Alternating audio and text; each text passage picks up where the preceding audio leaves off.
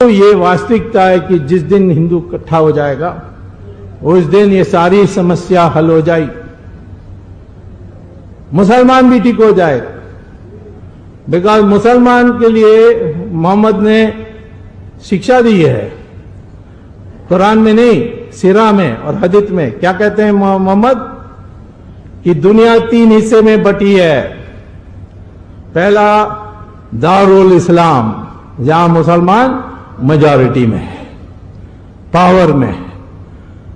दूसरा दारुल हरब, जहां मुसलमान माइनॉरिटी में है लेकिन मेजॉरिटी पिलपिला है, जैसे हमारी है, रसगुल्ला टाइप। और तीसरा मुसलमान माइनॉरिटी में है परंतु मेजॉरिटी इकट्ठा है, शक्तिशाली है और उनमें एकता है।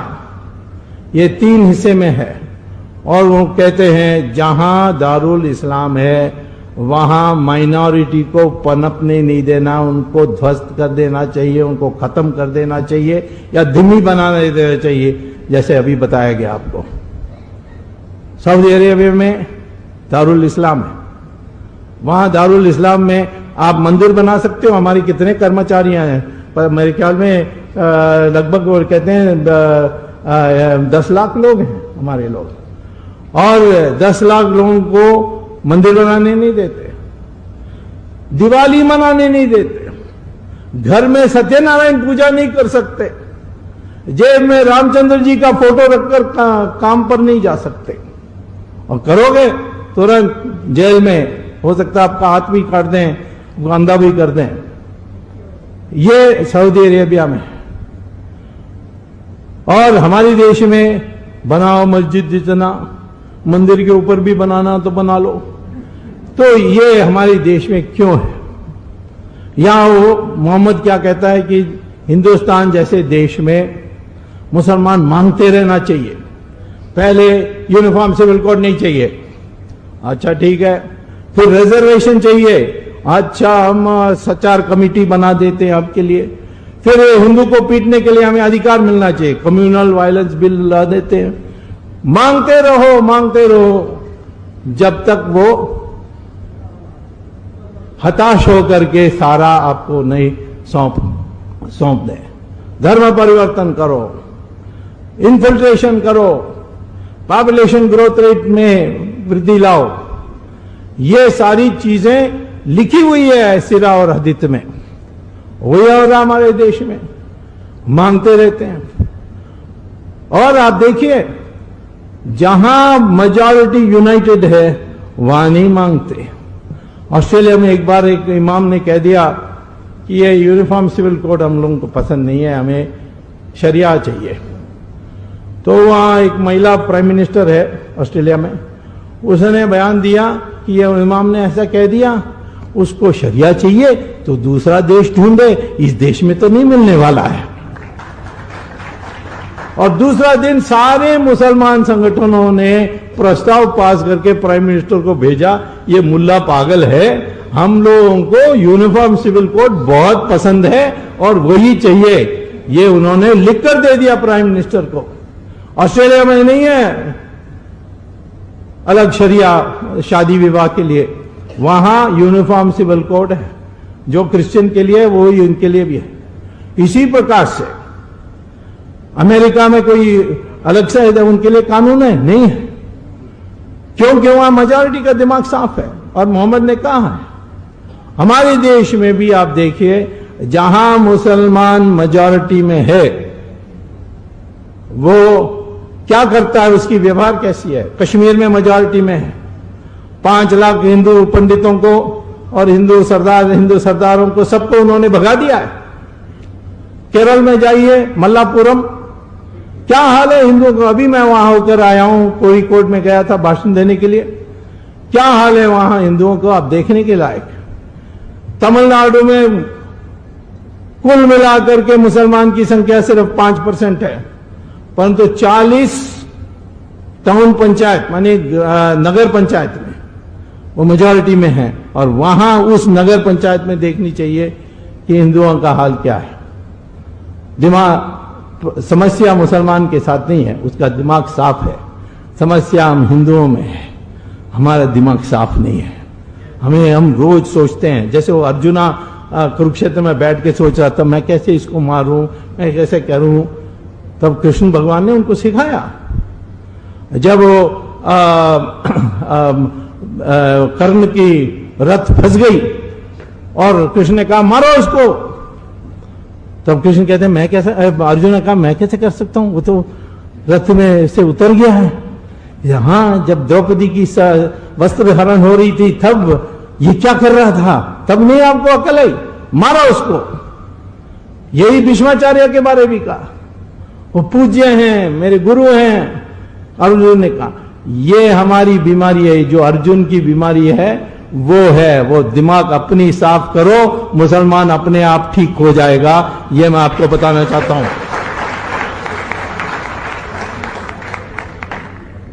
मुसलमान की मेजॉरिटी बढ़ रही है, संख्या बढ़ रही है, इसमें कोई दो राय नहीं है। उनकी जनसंख्या भी बढ़ रही है बच्चे पैदा करने की दृष्टि से, और इन्फिल्ट्रेशन भी हो रही है। तो हम तो उस पर्दा में पड़ना बहुत मुश्किल है। तो हमें क्या करना चाहिए, मुसलमान को जो ये माने कि उनका पूर्वज हिंदू है, उसको धीरे धीरे हिंदू बना दो, और ये बन सकते हैं। आज जो माहौल बन रही है धीरे धीरे दुनिया में मुसलमान इस्लाम के बारे, उसके कारण यदि हिंदू समाज में मुसलमान की स्वीकृति होगी धर्म परिवर्तन करने के बाद, तो मैं कहता हूं कि बहुत जल्दी ही जल्दी मुसलमान की बड़ी संख्या में लोग धर्म बदल करके दोबारा हिंदू बनेंगे। परंतु उसके लिए एक योजना बनानी पड़ेगी।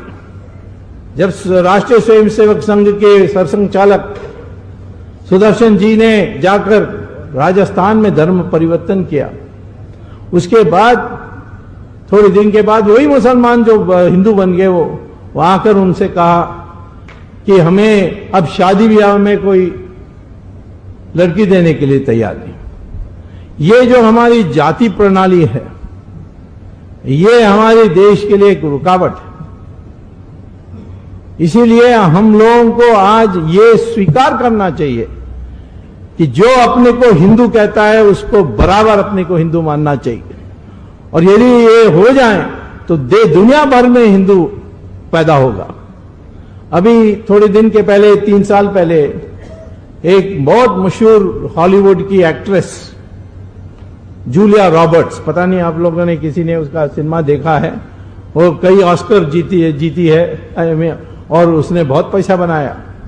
वो शूटिंग में आई, फिर उसने कहा कि मुझे इस आश्रम में जाना है, तो ले गए वो कर्मचारी। वहां उसने साधु को कहा, गुरु को कहा कि मैंने तो कितना कमाया है, मिलियंस ऑफ डॉलर्स हैं मेरे पास, मैंने सारे जो ऑस्कर जीतने थे सब जीत ली, लेकिन मैं सुखी नहीं हूं।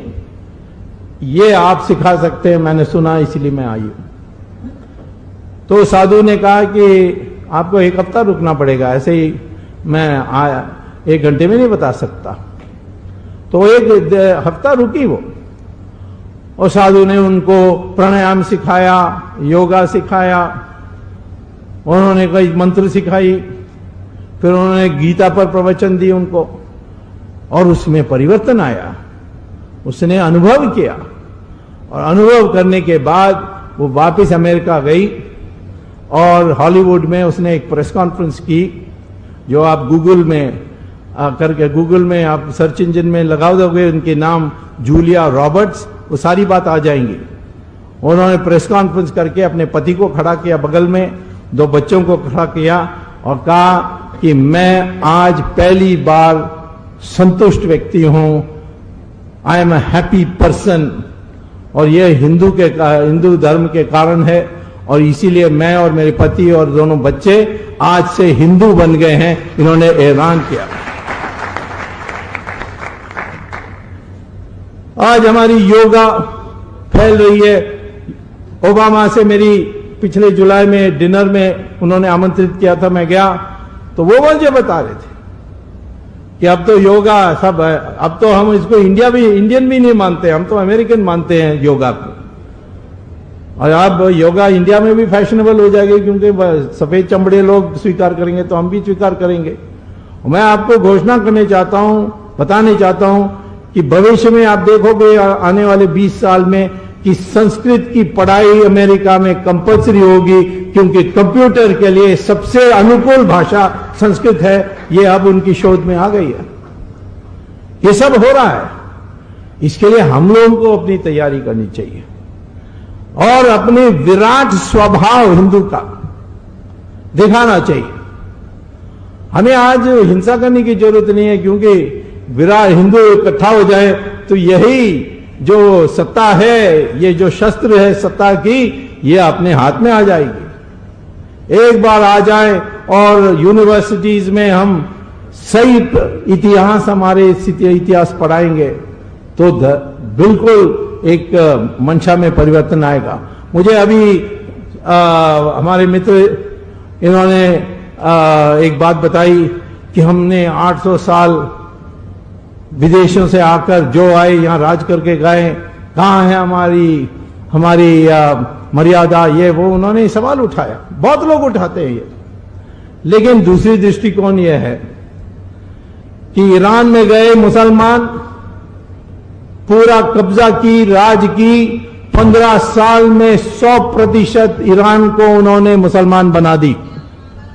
बगल में गए मेसोपोटामिया, बेबीलोन, जिसका नया नाम है इराक, 17 साल में 100% मुसलमान बना दी। इजिप्ट में गए, कब्जा की, राज की, 21 साल में 100% मुसलमान बना दी। रानी चन्नम्मा हो कर्नाटक में, कट्टाबोमन हो तमिलनाडु में, या रानी झांसी हो या सुभाष चंद्र बोस हो, लड़ते रहे।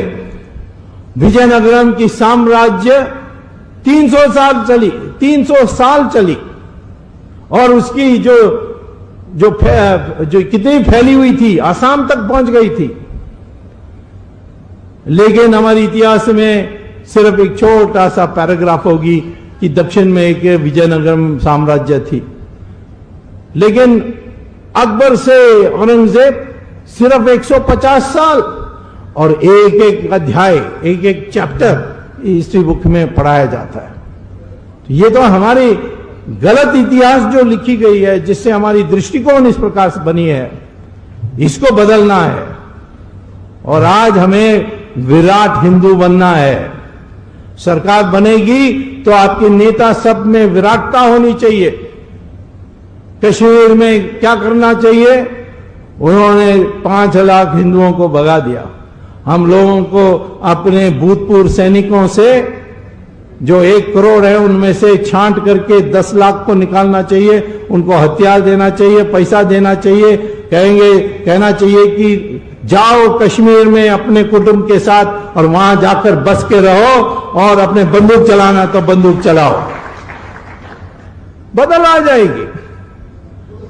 मुसलमान ने, मैंने कहा ना, जहां मेजॉरिटी आवाज देगी एक साथ, एकता के साथ, वहां वो आपकी बात मानेंगे।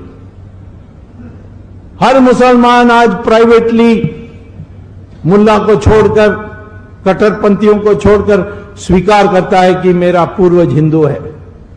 ये ऐलान करना चाहिए, मुझे गर्व है कि मेरा पूर्वज हिंदू है, और मेरा धर्म उपासना पद्धति बदल सकती है, परंतु मेरी संस्कृति नहीं बदलेगी। हम हिंदू संस्कृति के लोग हैं, उनको हम अपना मुसलमान कहेंगे, और जो उनका मुसलमान है वो अंतर्राष्ट्रीय मुसलमान होगा। हमारी दोस्ती इजराइल के साथ है तो मुसलमान विरोध करता है। इजराइल क्यों? क्योंकि इजराइल पैलेस्टीनियन का विरोध कर रहा है, उनके ऊपर आक्रमण कर रहा है। तो हमें क्या, हमारा क्या जाता है? इजराइल हमें मदद कर रही है तो हमारे राष्ट्र हित में हमें इजराइल के साथ दोस्ती रखनी चाहिए। लेकिन मुसलमान ने आज तक वो जो भी पार्टी इजराइल की साथ दी उसका विरोध किया है। ये मंशा बदलना चाहिए। पहले हिंदुस्तानी, उसके बाद मेरा धर्म। ये जो मंशा पैदा करने के लिए हमें प्रयास करनी चाहिए। उसके लिए संस्कृत कंपलसरी कर देनी चाहिए। कोई भी स्कूल की डिग्री चाहिए उसको संस्कृत जानना चाहिए। संस्कृत सारी भाषाओं में उसके शब्द हैं। इस तरीके से एक नया हिंदू को खड़ा करना चाहिए, और जिस दिन नया हिंदू खड़ा होगा बाकी सब अपने आप ठीक हो जाएंगे। और मैं आपको बता रहा हूं कि जो घटनाएं घटने वाली हैं उसके लिए आज हमें तैयार हो जाना चाहिए। पाकिस्तान की कब्जा में आएगी। किसके कब्जे में? तालिबान के कब्जे में। ये चुनाव में ही देखिए तालिबान के लोग कितने हावी होंगे। और पाकिस्तान में तालिबान ने 10 बार कहा है, अपने घोषणा पत्र में कहा है कि हिंदुस्तान एक अधूरा इतिहास है इस्लाम का। क्यों? बाकी जगहों में हमने 100% मुसलमान बना दी, इस देश में हिंदुस्तान में हमने नहीं किया, इसलिए अधूरा है। इसीलिए हमें सिखाना होगा उनको कि क्या अधूरा हुआ है। पाकिस्तान के साथ लड़ाई होना निश्चित है, लेकिन उसके लिए तैयारी करनी चाहिए। ये हमारे सलमान खुर्शीद कहते हैं कि चीन आ गई है 20 किलोमीटर, वो फुंसी जैसा है। एक जमाने में